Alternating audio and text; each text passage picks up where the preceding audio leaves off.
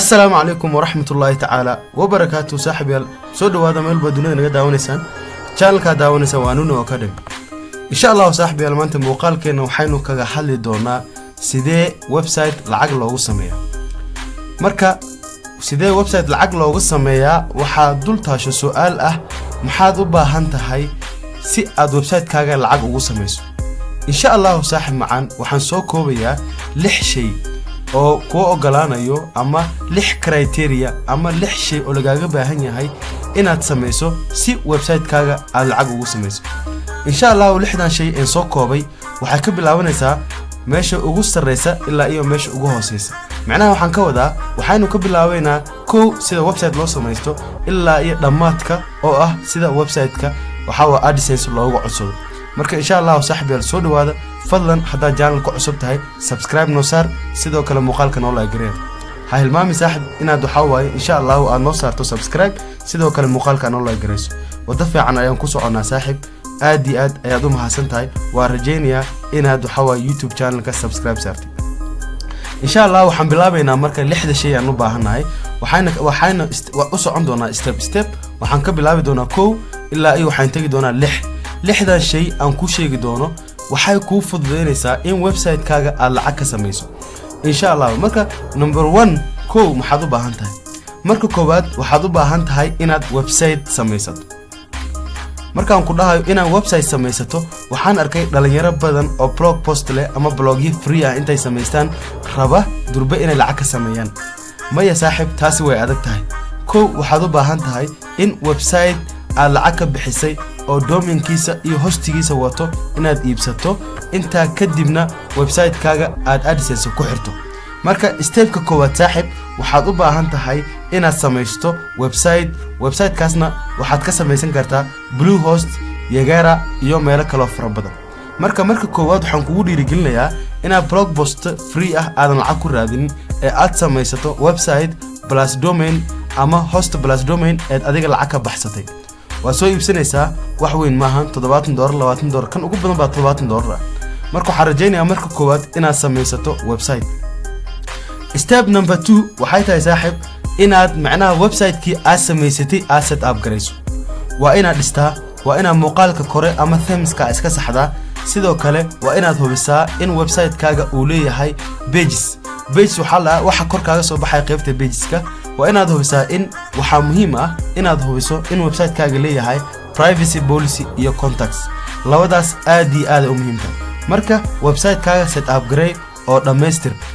inta kadib markii website-kaaga aad dhameystirto oo waxa way set up-kiisa uu complete noqdo oo themes fiican oo waxa way soo jiidasho la saarto waxaad u baahan tahay marka number 3 waa inaad post gareysaa ugu yaraan 24 post. marka aan ku leeyahay post garey 24 post waxaan arkay dhalinyaro fara badan oo post gareysay ilaa 13 post ama 10 post ama 8 post oo rabo inuu AdSense soo aqbalo. sidaa ma aha saaxiib waxaad u baahan tahay ugu yaraan inaad 24 post waxa way aad post gareysay. waa inaad soo dhigtaa post 1 2 3 ilaa 24 post oo separate ah oo kala duwan. waxaa sidoo kale iska ilaalisaa in postiga aad qoraysid aad ka soo goobiyeyso Google. tusaale waxa Google-ka ku jiro dad baa iska leh. haddii aad qorto wax Google ku jiro website-kaaga waxba lacag ma sameyn doono oo copy ayaaba isagii loo haysanaya. marka waxaad u baahan tahay 24 post oo adiga gacantaada ku qortay ama word-ka intaad ku qortay aad soo copy gareyso oo waxa way postiga website-ka aad dhex dhigtay ayaad u baahan tahay inaad qortid.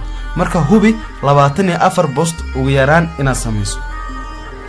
marka aad website-kaaga waxa way hagaajisid oo aadna 24 post aad sameysatid oo wax walba ay ku dhameystirmaan waxaad u baahan tahay inaad sameysto Google AdSense account. marka dad badan ayaa waxa iska qaldan website-ka iyo AdSense-ga. website waa meeshii aad lacagta ku raadinaysay. meeshii aad lacagta ka raadinaysayna waxa la AdSense. tusaale website-kaaga waa gooni adiga gacanta ku haysto waa sameysatay. laakiin dadkii ay lacag inay ku sameeyaan ama xayeysiimo inay ku furan la rabay ayaa waxa loo yaqaanaa ama xaruntooda waxay tahay Google AdSense waxaana iska la shirkadda Google. marka waxaad u baahan tahay inaad sameysato Google AdSense account. Google AdSense account ayaad Gmail-kaaga ku sameysanaysaa. marka waxaad iska ilaalisaa in wadamada Afrika qaasatan Soomaaliya iyo Ethiopia iyo Kenya ay wadamadan dhow aad dooratid maxaa yeelay AdSense kuma shaqeeyo wadamada Afrika ilaa wadankan kayn South Africa maahane marka saaxib iska hubi in Google AdSense-gaaga uu kugu xiran yahay wadan dibadda ah familkaaga qof haduu dibadda ku maqan yahay address-kiisa ku soo diro kadibna AdSense uu ku buuxiso aan kugu celiyo AdSense ma aqbalayo address Soomaali ah ama Ethiopia ah ama Kenya ah marka saaxib waxaad u baahan tahay AdSense account inaad ku furutid waxa waaye wadamada dibadda ah address-koodana aad ku buuxisid inta kadib step number 5 ama kan shanaad waxaad u baahan tahay AdSense-gii aad samaysatay iyo website-kaaga inaad isku connect gareyso website-kaaga ayaa waxaad ku connect gareynaysaa AdSense haddii website-kaagii dhamaa ee 24 post aad ku qortay ee wax walba aad ku diyaarisay aadan AdSense ku xirin wax ku shaqeyn doono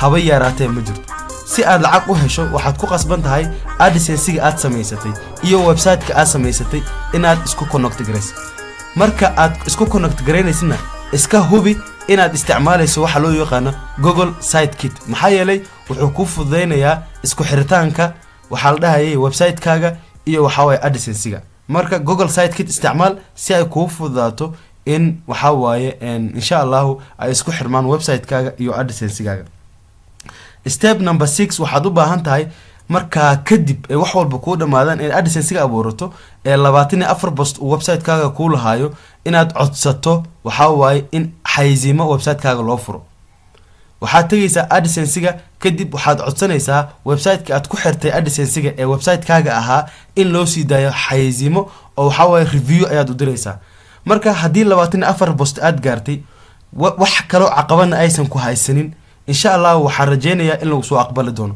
marka step-ka ugu dambeeya step number 6 waa inaad codsato AdSense si macnaha ama aadka waa inaad website-kaaga si xayeysiimo loo fasaxo AdSense-ga waa inaad codsataa marka lixda shay ayaa qasab ah si website-kaaga uu lacag u sameeyo wax walba degdeg lagu helo waxaad u baahan tahay website-kaaga inaad dhameystirto marka lixda step aan kugu soo celiyo koow waa inaad website samaysato website aad lacag ka bixisay waa inaad samaysataa laba website-kaaga waa inaad setup gareysaa oo dhammaan aad iska hubisaa in themeskiisa posti wax walba oo website-kaaga u dhameystiray WordPress-kiisa kulli dhammaan inuu setup yahay ama inuu hagaagsan yahay waa inaad iska hubisaa saddex waa inaad publish gareysaa ama aad soo gelisaa 24 post ugu yaraan afar waa inaad abuurtaa Google AdSense Google AdSense wuxuu ka caawinayaa in website-kaagii AdSense-ga la isku xiro shan aan rabaa sorry marka shanaad waa inaad website-kaaga iyo AdSense-ga aad samaysatay aad isku xirtaa waa marka shanaad waa in website-kaaga iyo AdSense-ga aad samaysatay aad isku xirtaa